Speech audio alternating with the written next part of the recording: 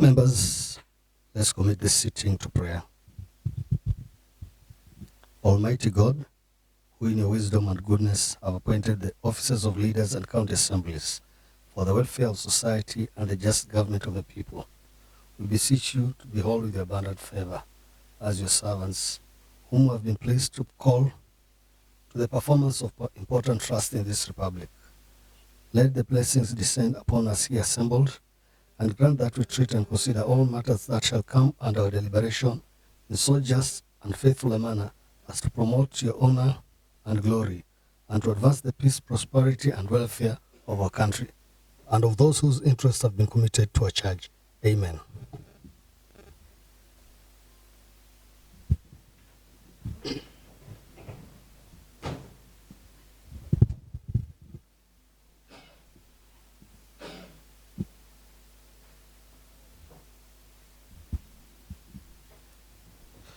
Honorable members, I confirm that we have quorum to proceed with the sitting. Clerks, read the orders of the day.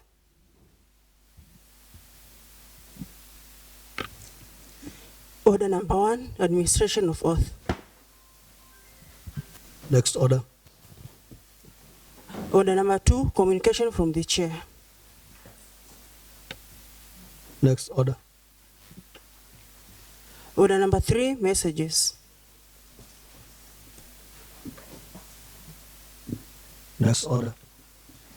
Order number 4, petitions. Next order. Order number 5, papers.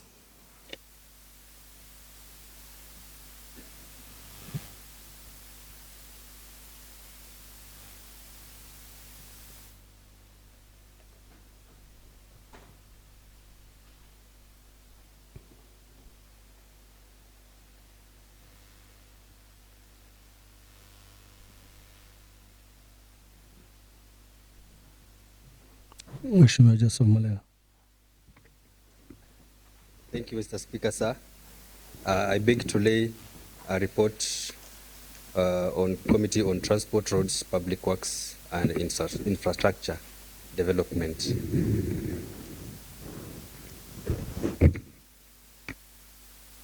Next speaker.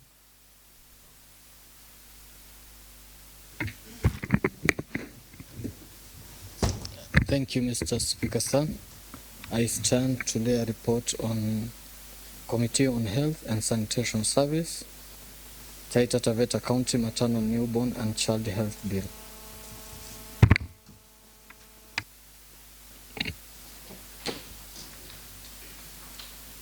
Next speaker. Mheshimiwa Sakina. Thank you, Mr. Speaker, sir. I stand to lay the report of Committee on Gender, Culture on the review of the Taita Taveta County Persons Living with Disabilities Bill 2023. Thank you, Mr. Speaker, sir. Next speaker.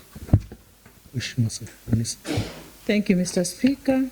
I stand before this honorable House to lay the report of the Committee on Lands and Human-Wildlife Conflict Resolution on the review of the Taita Taveta County Public Open Spaces Use and Maintenance Bill 2023. Thank you, Mr. Speaker.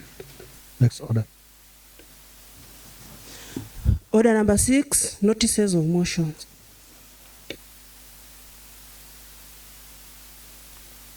Mheshimiwa Joseph Malera. Thank you, Mr. Speaker, sir.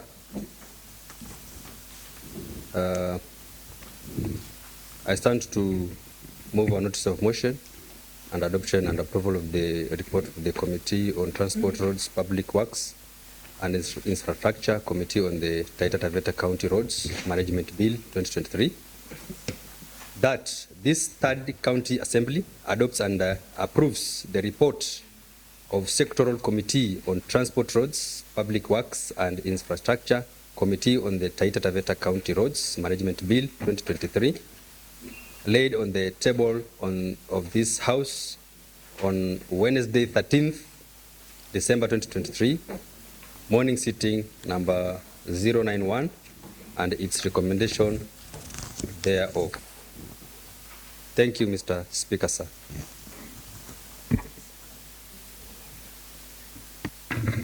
Next. Thank you, Mr. Speaker, sir. I stand to read a notice of motion on adoption and approval of the report by the Committee on Health and Sanitation Service on the Taita Taveta County Maternal, Newborn and Child Health Bill 2023, that this third county assembly adopt and approve the report of the Committee on Health and Sanitation Service on the Taita Taveta County Maternal, Newborn and Child Health Bill 2023, laid on the table of this House on Wednesday, 13th December 2023, morning sitting number 091, and its recommendation thereof. Thank you, Mr. Speaker, sir.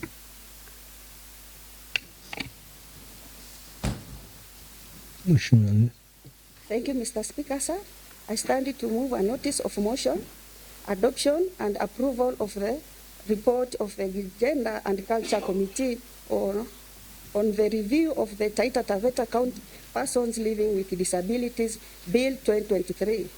Mr. Speaker, sir, that this third county assembly adopts and approves the report by the Gender and Culture Committee on the review of the Taita Taveta County Persons Living with Disabilities Bill 2023, laid on the table of this House on Wednesday, 13th December 2023, morning sitting number 091, and its recommendation therefore. Thank you, Mr. Speaker, sir. Thank you, Mr. Speaker. I beg to move a notice of mention on adoption and approval of the report of the Lands and Human Wildlife Conflict Resolution Committee on the review of the Taita Taveta County Public Open Spaces Use Maintenance Bill 2023, that this third county assembly adopts and approves the report by the Lands and Human Wildlife Conflict Resolution Committee on the review of the Taita Taveta County Public Open Spaces Use and Maintenance Bill 2023, laid on the table of this House on Wednesday, 13th December 2023, morning sitting number 091, and its recommendations thereof. Thank you, Mr. Speaker. Next order. Order number 7, statements.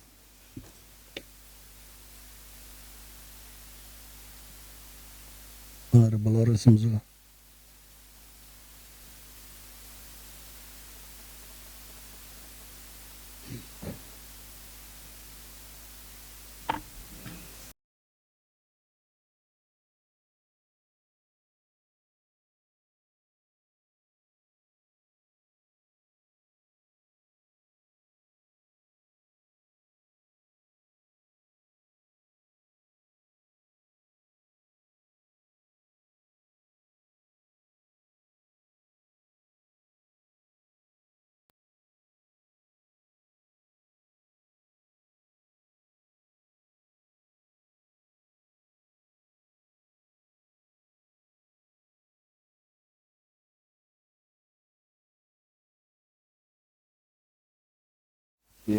Both health and trade could have responded accordingly, because matters toilets touch on both trade and health. So, Mr. Speaker, being also a member of health and trade simultaneously, allow me to give that response. Response to request for statement on lack of toilet services in Wundanyi bus stop and Wundanyi market. Reference is hereby made to the letter reference number reference Taita County Assembly 28 volume 2 number 17 dated 20th December 2022, which requested for statement on lack of toilet services in Wundanyi bus stop and Wundanyi market. We will wish to submit as follows.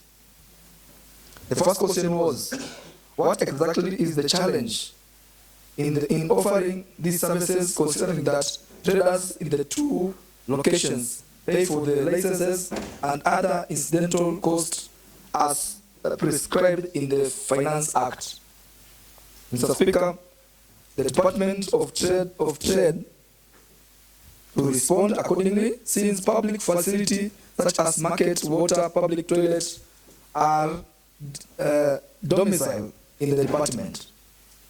And the other question was, how does the market operate without such facilities while the same is a public health requirement?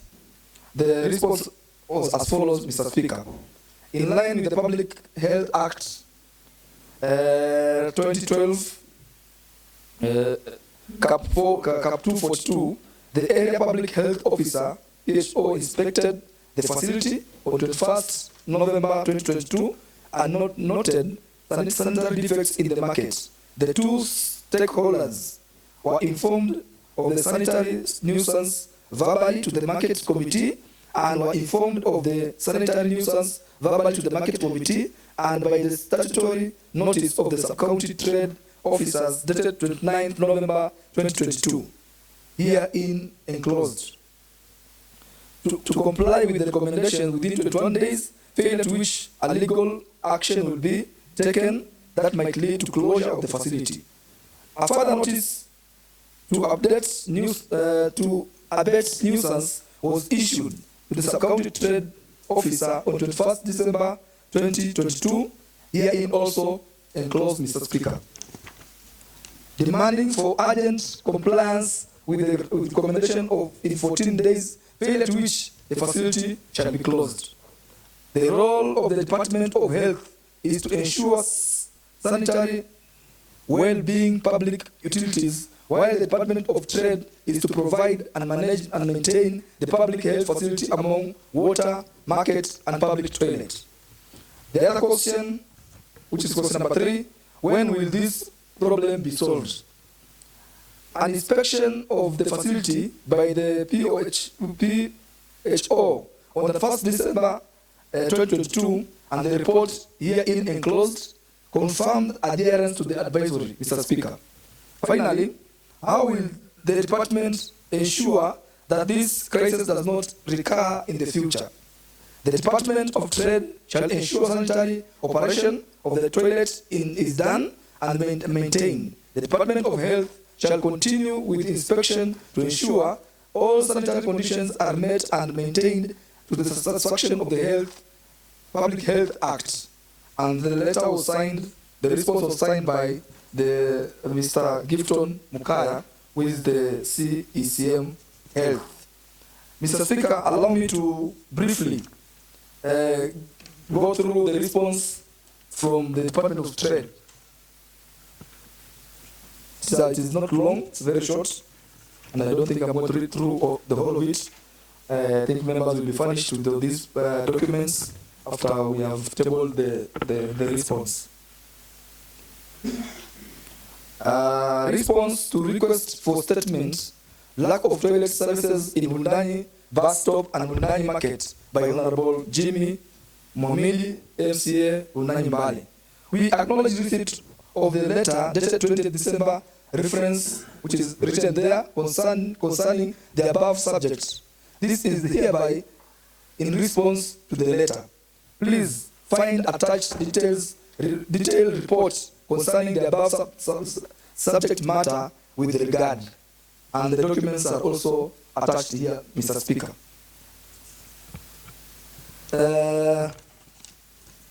I don't think I'm going to belabor concerning the business of the day. I don't think I'm going to belabor reading the whole report unless with strict advice from the clerks. But I thought I should stop there and give the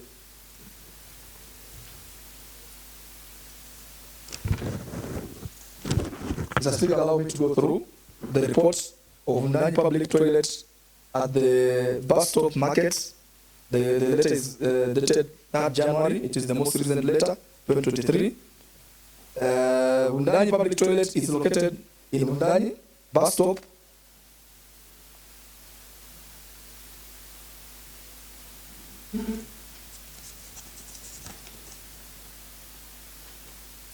Mheshimiwa. Yes, I mean, Mr. Speaker.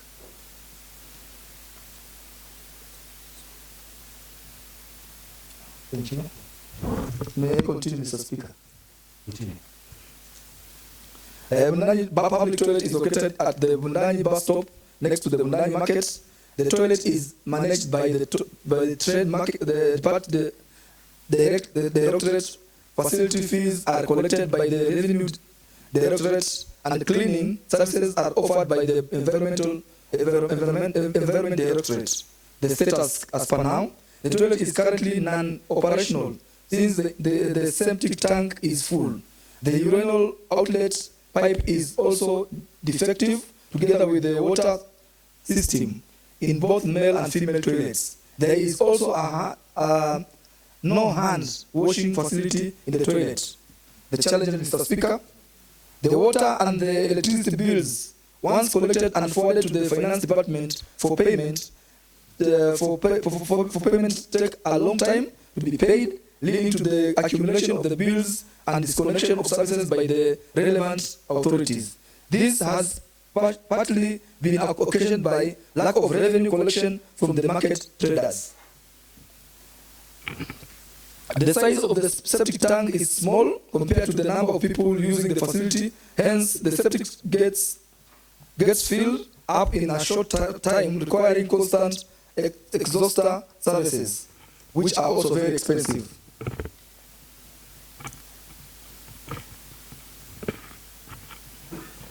Temporary local arrangements were made between the traders and the revenue collectors, whereby they were issued with a toilet key. The drivers, conductors, touts, and passengers were encouraged to use the lower market toilet facility. The department is undertaking the following measures to ensure this challenge does not reoccur. There are very few, Mr. Speaker. The Department of Trade is in the process of drafting an MOU with 𝐓𝐀𝐈𝐓𝐃 so as to have constant uninterrupted water supply and on need basis exhauster services. Number 2, follow up with the finance on timely payment of sub-county standing market interest. Then finally, follow up is being made with 𝐓𝐶 on the completion of the World Bank funded public toilet, as this will provide a durable and lasting solution to the above challenges. Mr. Speaker, I beg, without adding anything, to give the response. Thank you, Mr. Speaker.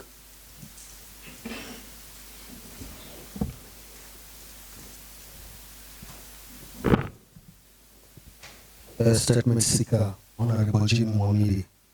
Is the response sufficient?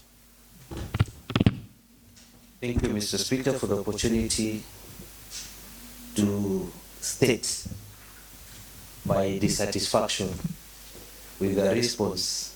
But first and foremost, I want to thank my counterpart, Honorable Mzula, for trying to get a response from the executive.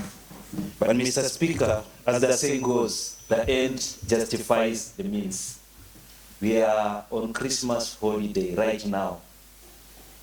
So good that the response came at a time when we're expecting an influx of our people back home, visiting and applying using the facilities within Wundanyi town.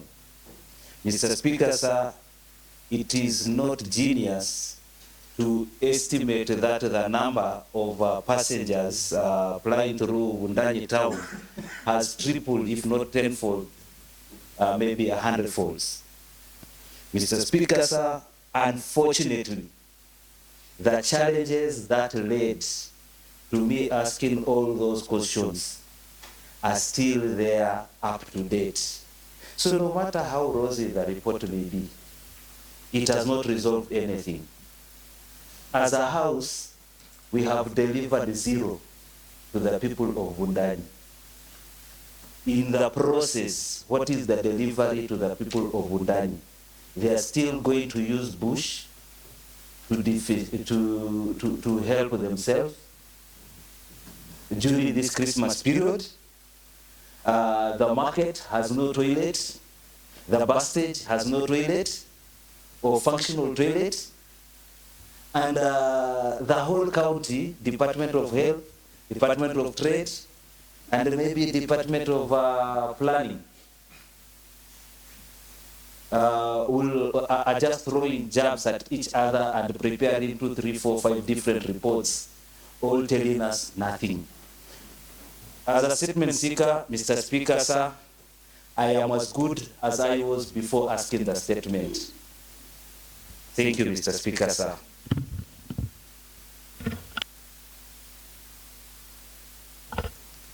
So in the process, sorry, Mr. Speaker, sir, if you may allow me, because I have not indicated exactly what I would wish. What I would wish is for a thorough review to the statement that I sought, and if possible, invitation of the 2 departments mentioned.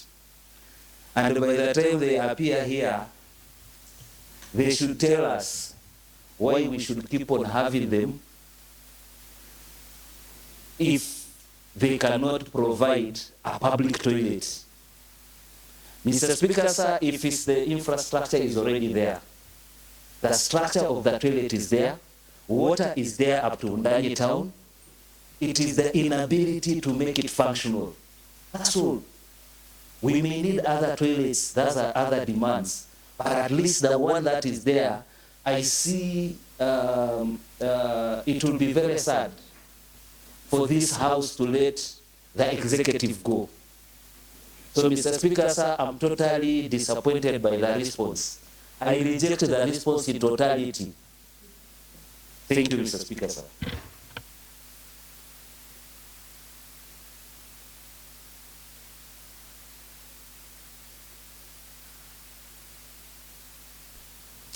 Mheshimiwa Mzua, according to the statement seeker, the response does not suffice.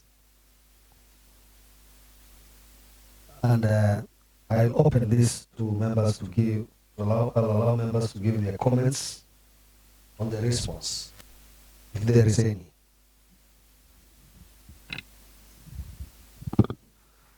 Mheshimiwa. Asante Bwana Spika, yangu tu ni kusema kwamba afya ya mwanadamu ni kitu muhimu sana, na vile najua ya kwamba Undani town hapo ndio tuko na stage ya magari yetu ya usafiri, na pia kuna wakina mama na kina baba ambao wanafanya biashara ndogo ndogo mahali hapo na ni wengi. Kwa hivyo langu tu ni kusema ya kwamba namuuliza Mheshimiwa Mzuga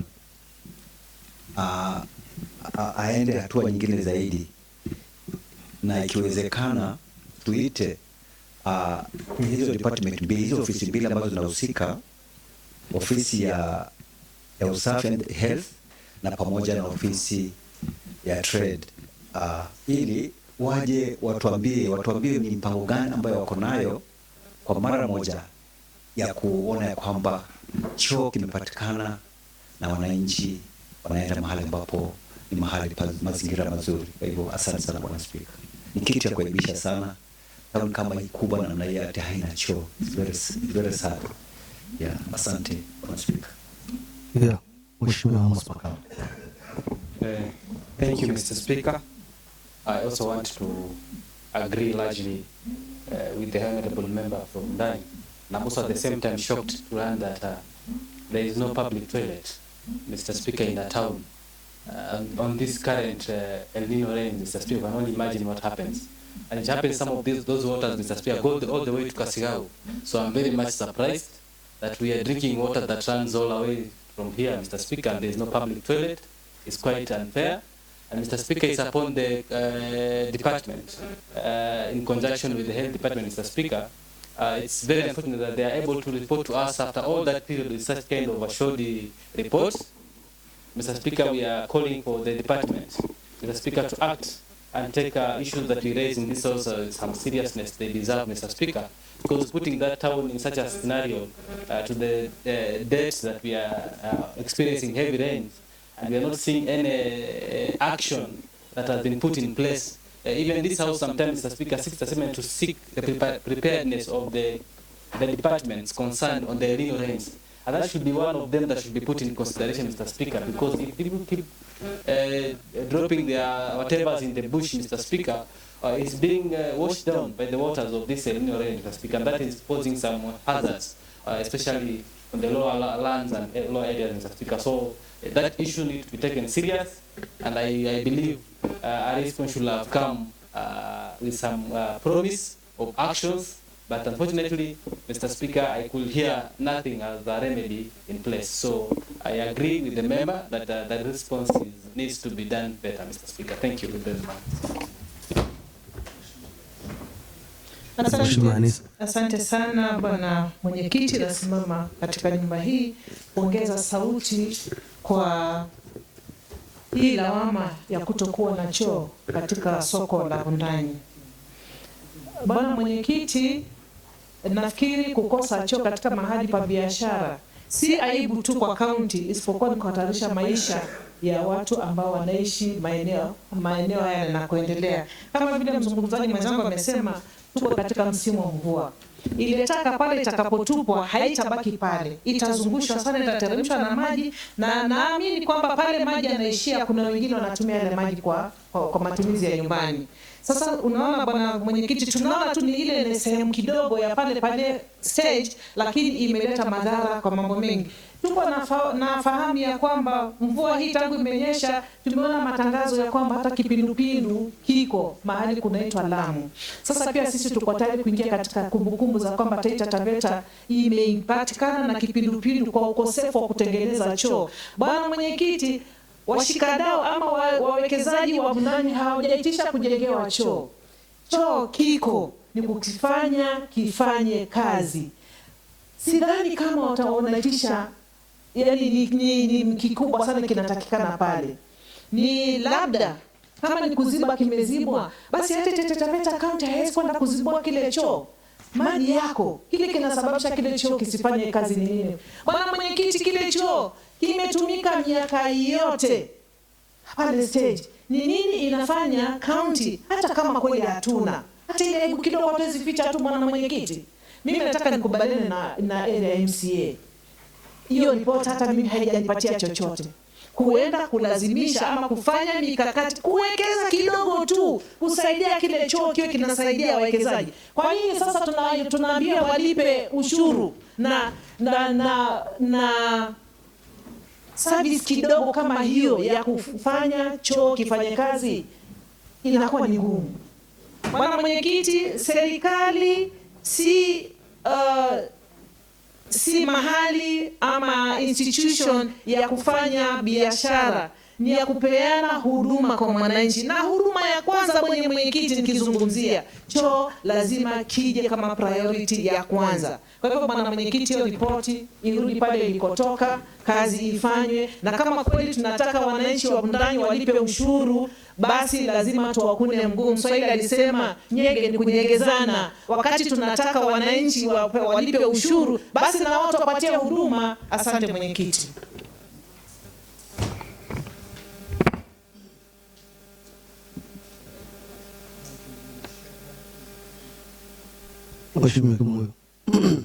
Thank you.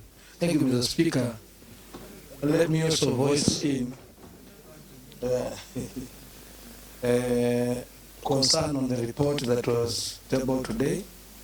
Mr. Speaker, issues about the toilets, in fact, is the issues that are really affecting almost the whole markets we have in Taita Taveta County. Considering that this is an health issue, we had all the times, and I remember my chair, we had the meetings with the traders, and this is a concern.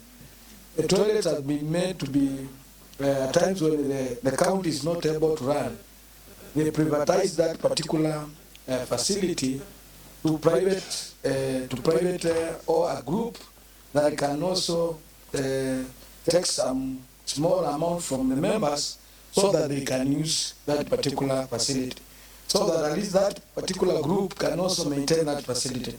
I think, Mr. Speaker, we must come up as a leaders, come up with a way of how we can now be in a position to maintain the toilets that are within our marketplaces. Because I know the problem with the health department, particularly in the Undani area, is about how is that particular facility going to be maintained.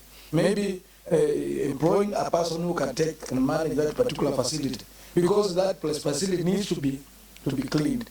So I also think it's good that the committee moves ahead and call the two departments, so that now we can sit down and agree, because that particular facility is very important, Mr. Speaker, and I stand to also send that particular report, that we need a good report, and that the chair and the committee, both the committee, the health and the NANI, will now stand and move forward, so that at least we can get a very good report, so that my counterpart, Honorable Momidi, can also see something is taking place. So, Mr. Speaker, I listen to the report, and that we need a good report out of that, so that at least we can move forward.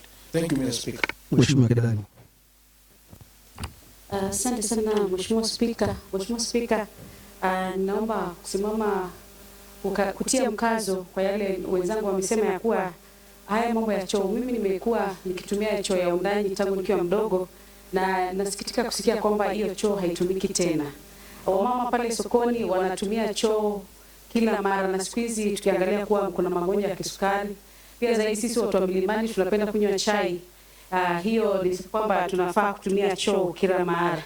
Kwa hivyo Mheshimiwa Spika, ningeomba Mheshimiwa Mzuga kama inawezekana aitishe hao watu wa department waje kabla hatujaenda likizo, ili swala lishughulikiwe kabla hatujaenda likizo. Asante sana Mheshimiwa Spika.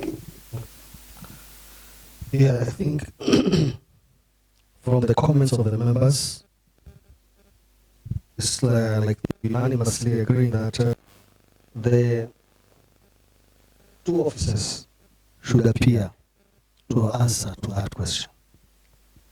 Next statement. Thank you, Mr. Chair. I stand to respond to the statement sought by Honorable Joseph Mabishi on preparedness of Taita and Taveta Voi municipalities to receive Kenya Urban Support Program, 𝐓𝐾 2 funds. Mr. Speaker, sir, on behalf of the Committee on Lands and Human Wildlife Conflict Resolution, I would like to give a response to the statement sought by Honorable Joseph Mabishi on the preparedness of Taveta and Voi municipalities to receive Kenya Urban Support Program funds.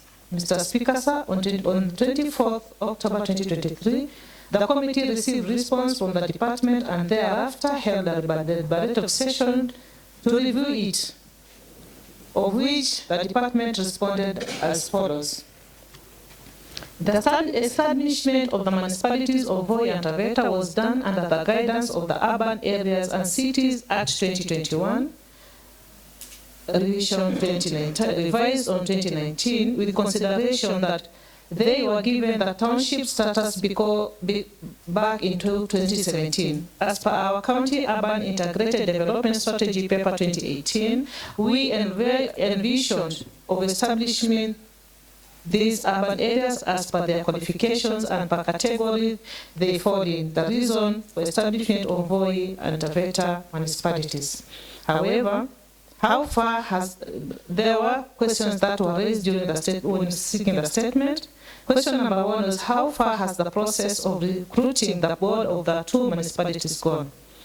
The response was, we wish to state that the response of recruiting the board members of the two municipalities began on 1st September 2023 via Gazette notice that requested individuals, applications, and institutions to organization to nominate candidates best suitable and living in the two areas to form part of the board.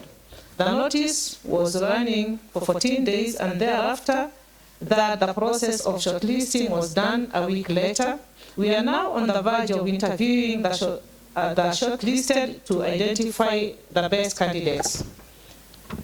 The second question was, have the positions of municipality managers been advertised, and how soon is the process expected to be done? And the response is, Mr. Speaker, the process of recruiting the municipal managers is ongoing with approval of the Cabinet, awaiting the confirmation of allocation of funds for their salaries and other dues incorporated in the budget. However, the acting managers have been served with their letters to be on operation till the official ones are recruited. The third question was, how does the relevant department done to ensure that the county gets prepared for voting of the municipalities to be able to benefit from the funds? And the answer was the department is guiding on the procedures and the conditions required to be met for the purpose of qualifying to get the funding. Some of these conditions are: 1, having the municipal board on place, including managers; 2, creating a vote line for the 2 municipalities and having the county contribute to the operations; 3, setting aside more funds for the development of the relevant plans, municipal integrated plan, and special plans; 4, seconding of the relevant staff to the municipalities to be able to undertake their mandate efficiently; 5, working on the devolution of services and functions to the under the municipalities as envisioned on the charters and other relevant laws. Thank you, Mr. Speaker.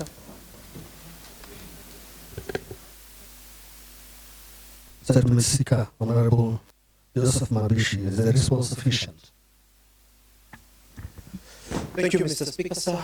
I take this opportunity to thank the Chair for the response. Mr. Speaker, sir, the response is sufficient. Thank you. Next statement.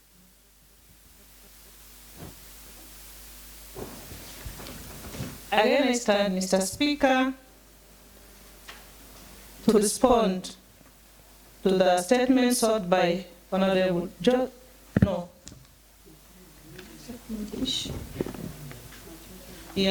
Kida.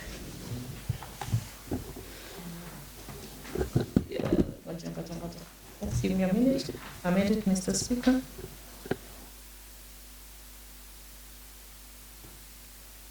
I stand, sorry, Mr. Speaker, for that confusion. I stand to respond on the progress report on the statement sought by Honorable Lilian Kidadi on the status of 310 evictions at Ndara B community land. Mr. Speaker, sir, the statement was sought on 19 September 2023 on the floor of the House, and a response was received on 25 September 2023 from the CCM lands, physical planning, mining, and energy. The following concerns were raised on the statement sought. 1, what is the county government doing to address this issue? 2, what is the position of the county government of Taita Taveta on diaspora university? 3, where does the boundary lay between Voi and Mwatate County sub-counties? Mr. Speaker, sir, the committee reviewed the response provided and made the following observations.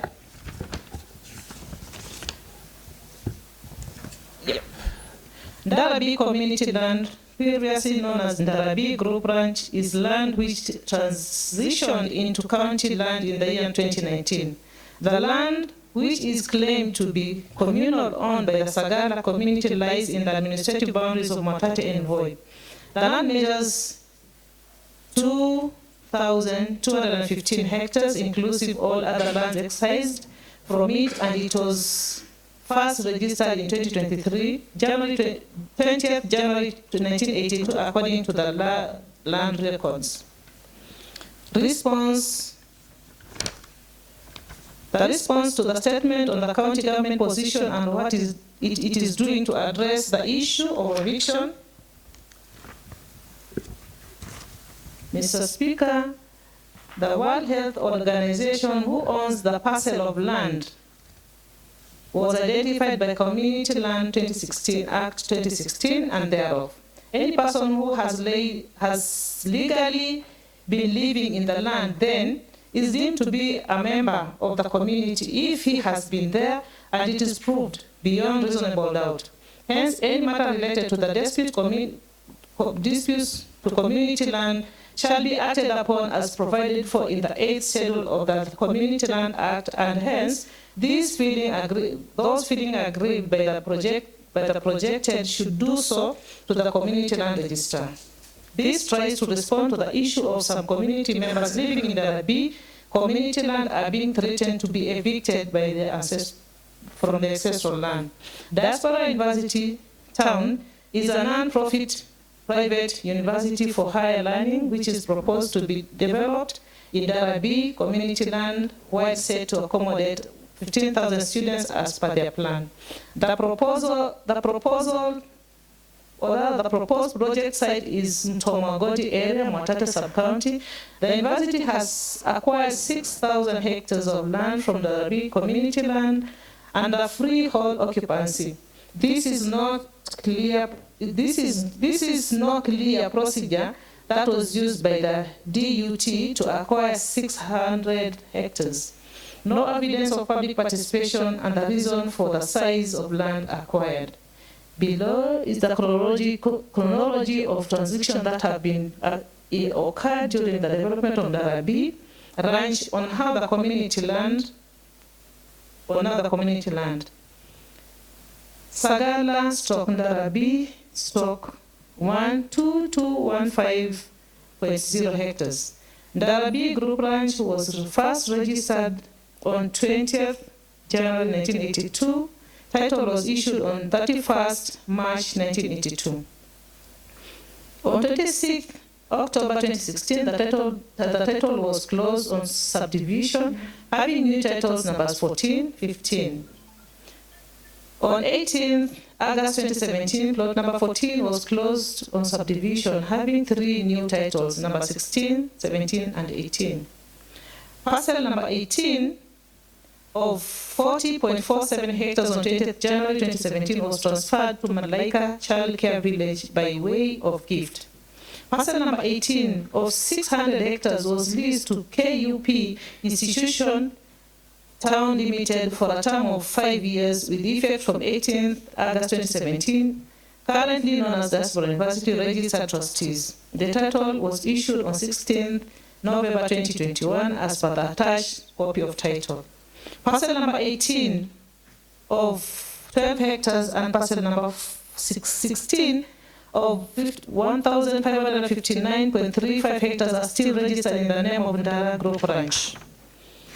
The department received a request for approval of a master plan for Diaspora University DUT, which was allocated at a portion of the Ndara, but however, the master plan subjected project comes with some serious threats which pose a great danger to the community, and that has been a great concern of us as a government. These concerns are: 1, the land acquired might be privatized to individuals through sales and transfers, whereby the local community will not benefit. Number 2, the optimal use of the land might not be realized since the current maximum land required for development of the project is 350 acres, then over 1,000 acres will lie idle. This will create room for illegal activities to happen. Number 3, there is no clear procedure that was used by the DUT to acquire 600 hectares. No evidence of public participation and the reason for the size of land acquired. Number 4, the Land Act Section 111 discusses on compensation of land acquired for either public or private development. On the acquired piece of land, we have people who have settled in those areas for quite some time now. They have not elaborated how, who, and when will the people affected by the project will be compensated. Mr. Speaker, sir, the committee reviewed the response provided and made following observations. Number 1, the department did not provide a proper explanation and steps taken to address the possible evictions of the said area. The CECM only explained who is entitled to live in a particular area as provided for the Community Land Act 2016. Any intervention measures to address the volatile issue were not provided. Efforts to meet with the security agencies and even the community members and the trustees of Diaspora University Town in a bid to avert the possible evictions could not be confirmed in the response provided. The department did not clearly state the positions of the county government on the Diaspora University Town, despite the CECM giving a chronology of transactions and the development of the Rabi Group Ranch and how Diaspora University acquired the 600 hectares of land. Copies of the title deeds were not submitted to the committee. Furthermore, the department admits to having received a request for approval of the master plan for Diaspora University Town, but they did not state if they did approve the master plan or not. Hence, could not substantiate the correct, true position of the county government on the Diaspora University Town Chronicle. Number 3, the department admits that the Diaspora University Town project acquires the 600 hectares parcel of land in dubious ways dealings because there is no clear a procedure that was used to, or no evidence of public participation and the reasons for the size of the land acquired. However, the department has not provided any proof of actions taken against the Diaspora University Town trustees and measures to respond to repossess the community land. Number 4, the department raised a number of concerns brought about by Diaspora University Town on previous read in the response copy submitted. The department has not provided any measures that it plans to undertake so as to avert the concerns raised and also safeguard the community land or stock property. Number 5, an attachment was submitted to show the boundary between Voi and Mwatate sub-counties according to the gazetted IEBC administrative units. So, Mr. Speaker, sir, that is it. I stand to submit. The statement seeker, Honorable Lilian Kidali. Is the response sufficient? Asante sana Mheshimiwa Spika. Kwanza nataka kupongeza Mheshimiwa Anisa na kamati yake kwa kukaa na kupeana jawabu walilopeana, lakini sijaridhika, na pia ni katika majibu yao nimeona pia kamati haijaridhishwa na yale majibu yaliyotoka kwa Mheshimiwa Waziri. Kwa hivyo Mheshimiwa Spika, ningeomba kwamba kamati hii watembelee hiyo Ndara community, maana wakaji wa huko wanalala hawajui kesho kukiharibika wataenda wapi. Pia Mheshimiwa Spika, hii Diaspora University ilikuwa ni dola sugu kwa miaka katika kaunti yetu ya Taita Taveta. Ningeomba Mheshimiwa Spika, kamati ya ardhi na nyumba hii iweze kuketi na kamati na waziri ili tuweze kupata suluhu katika hili jambo. Kwa hivyo Mheshimiwa Spika, sijaridhika na jawabu. Kwa hivyo ningeomba Mheshimiwa Spika, kamati iweze kutafuta majibu na kutembelea wakazi wa Ndara ili waweze kunipea jibu sawia. Asante sana Mheshimiwa Spika. Mheshimiwa Anisa ambaye ni mwenyekiti, the response is not sufficient and therefore the committee should be given an opportunity to revisit the RB so that they are able to come up with the facts on the ground. Yes, Mheshimiwa Anisa. Thank you, Mr. Speaker. So far, so good. It was not, I hope it's not a struggle in futility. What I want to request members, especially the MCA, the Lands Committee, and all interested members in this matter, we should purpose to do a site visit and have a public participation on the site. We should not only rely on information given in boardroom meetings.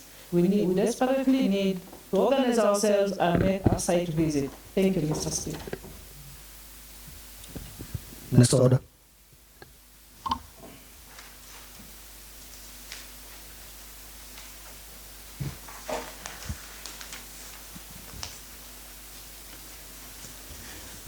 Order number 8, procedural motion. Procedural resolution on additional county assembly sitting. Honorable Anthony Mambo. Thank you, Mr. Speaker, sir.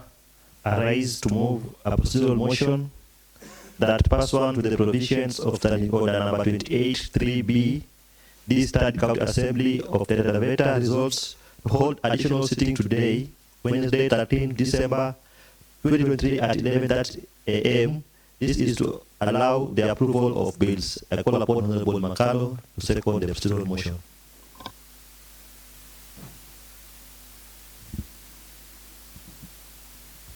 Honorable members, and I now propose the question that, pursuant to the provisions of Standing Order number 28, paragraph 3b, this third county assembly of Taita Taveta resolves to hold additional sitting today, Wednesday 13th December 2023 at 11:30 a.m.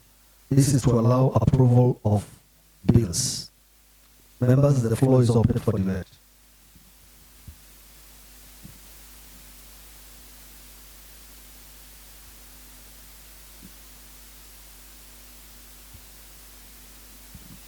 Honorable members, I invite the motion mover to reply. Thank you, Mr. Speaker, sir. Silence means concurrence. I beg to reply.